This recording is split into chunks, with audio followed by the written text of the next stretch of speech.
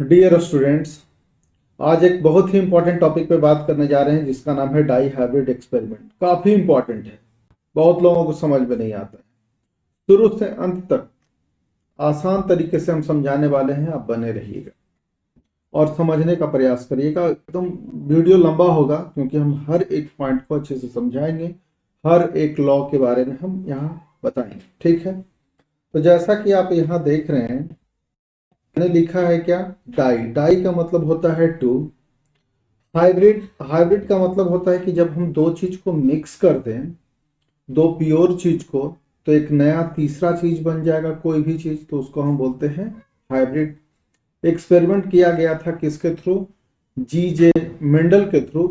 तो ये स्पेशली हम उन्हीं का एक्सपेरिमेंट पढ़ाने जा रहे हैं, डाई हाइब्रिड एक्सपेरिमेंट। इसमें कोई बदलाव नहीं करने वाले हैं, जैसा कि जी जे मेंडल ने बताया था। इनका मेन ऑब्जेक्टिव क्या था, इनका मेन ऑब्जेक्टिव था to study of inheritance of two pair of character, यानी एक साथ two pair of contrasting character. Contrasting का मतलब होता है अपोजिट कैरेक्टर, यानी टू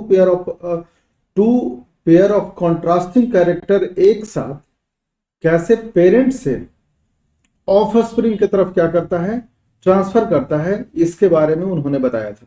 तो अब हम बात कर रहे हैं इसके मेन ऑब्जेक्टिव पे। ऑब्जेक्टिव था to study of inheritance of two pair of contrasting character. जैसा कि इन्होंने एक प्लांट लिया था, इन्होंने एक प्लांट लिया टॉल, और उस प्लांट में एक खासियत था कि उसका जो फ्लावर का कलर था वो क्या था, वायलेट था। दूसरा इन्होंने प्लांट लिया जो कि टॉल का जस्ट अपोजिट, टॉल का जस्ट अपोजिट होता है कौन, ड्वार्फ यानी छोटा, और वायलेट का जस्ट अपोजिट होता है पी प्लांट में वाइट।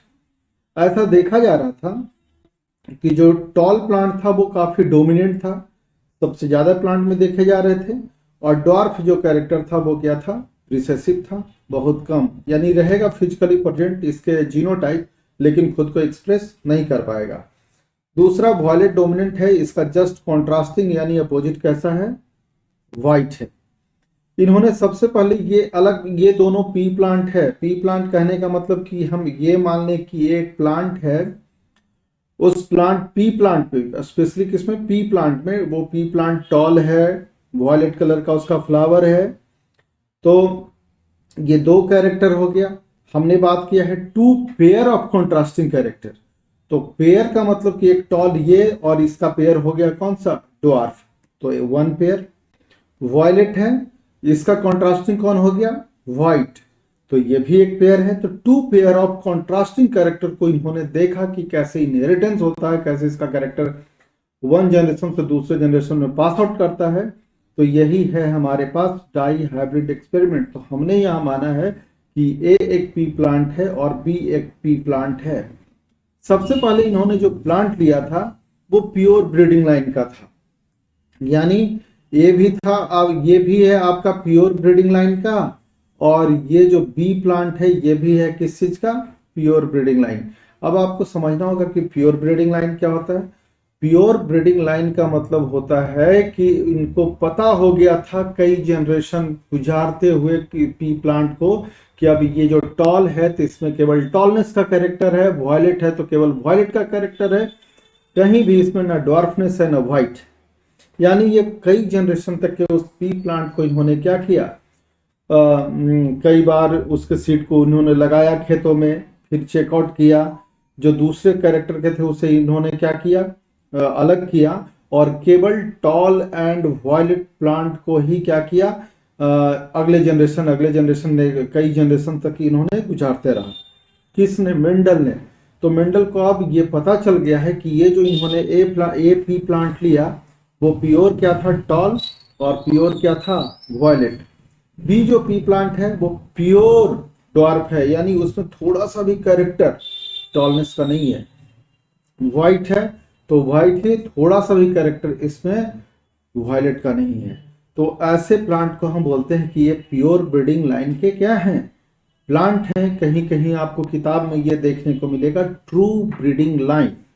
तो सबसे पहले हम कोई जो प्लांट इन्होंने जो चूज किया, तो सबसे पहला प्लांट होता है कौन सा, P1 जनरेशन का, यानी पेरेंटल जनरेशन का। फिर इन्होंने देखा क्या, इन दोनों के बीच में एक्सपेरिमेंट किया, क्रॉस करवाया। तो क्रॉस इन्होंने कैसे करवाया? सबसे पहला इन्होंने काम किया क्या, इमैस्कुलेशन करवाया। इमैस्कुलेशन, इमैस्कुलेशन, इमैस्कुलेशन क्या होता है ये पहले समझिए। इमैस्कुलेशन का मतलब होता है removal of anther from a flower. जैसा कि आपको पता है कि पी प्लांट का जो फ्लावर होता है वो होता है बाइसेक्सुअल, और बाइसेक्सुअल आप उसके एक एंथर को हटा दीजिएगा तो वो फ्लावर कैसा हो जाएगा, फीमेल फ्लावर। यानी इमैस्कुलेशन कर करके मेंडल क्या कर रहे थे कि किसी भी फ्लावर को फीमेल आसान तरीके से बना दे रहे हैं। तो इन्होंने दो पैरेलल एक्सपेरिमेंट किया। एक बार इन्होंने ए को मान लिया क्या, मेल, ठीक है, और बी को मान लिया क्या, फीमेल। दूसरे पैरेलल एक्सपेरिमेंट में क्या किया इन्होंने कि एक प्लांट को मान लिया फीमेल और इसको क्रॉस करवाया किससे, बी प्लांट से, और इसको इन्होंने माना क्या, मेल। यानी एक साथ ये दो एक्सपेरिमेंट कर रहे थे, एक्सपेरिमेंट 1 और एक्सपेरिमेंट 2। क्लियर?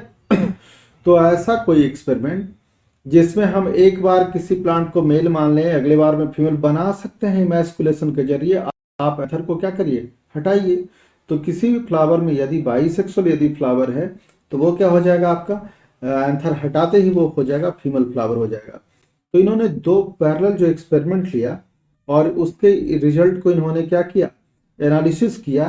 तो ऐसे क्रॉस को इन्होंने एक स्पेशल नाम दिया और इस क्रॉस को कहा गया reciprocal, reciprocal crosses, cross. Clear?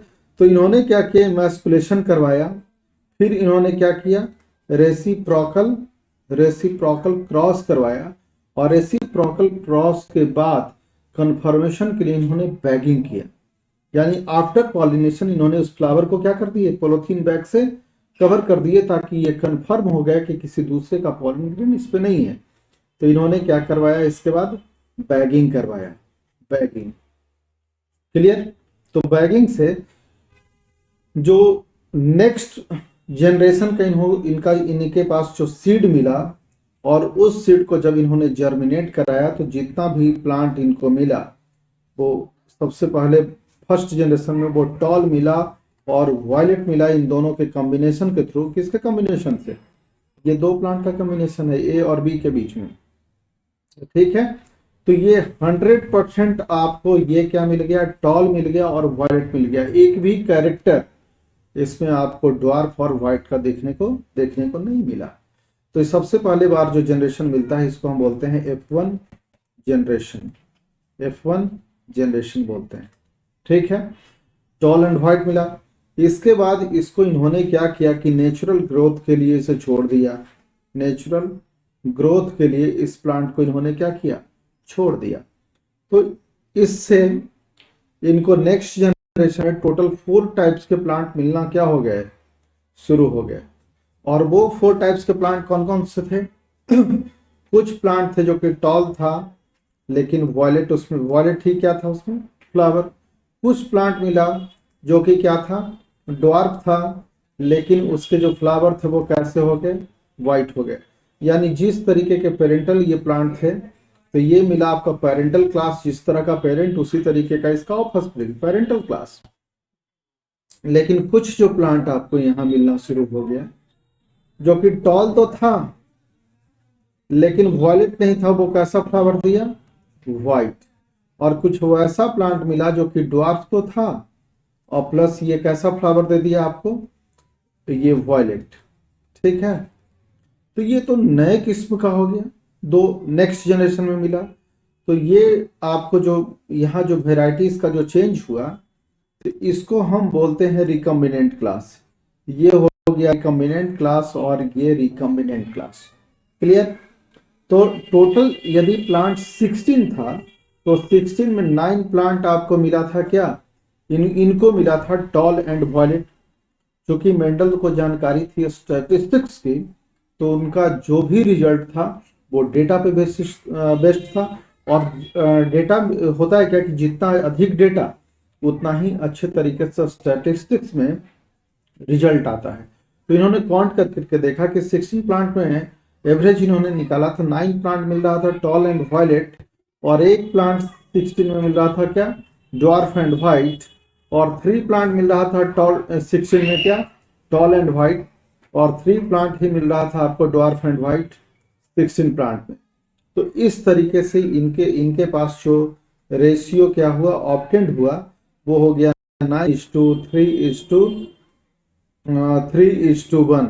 इस रेशियो को कहा गया आपको क्या, डाई हाइब्रिड रेशियो। इस रेशियो को कहा गया डाई हाइब्रिड रेशियो। जब भी आपसे पूछा जाए कि डाई हाइब्रिड रेशियो क्या होता है तो बोलिएगा 9:3:3:1। और ये आप देख रहे हैं अपने आंखों से, तो ये इसका था कौन सा, फिनोटिपिक रेशियो। कैसा रेशियो, फिनोटिपिक रेशियो।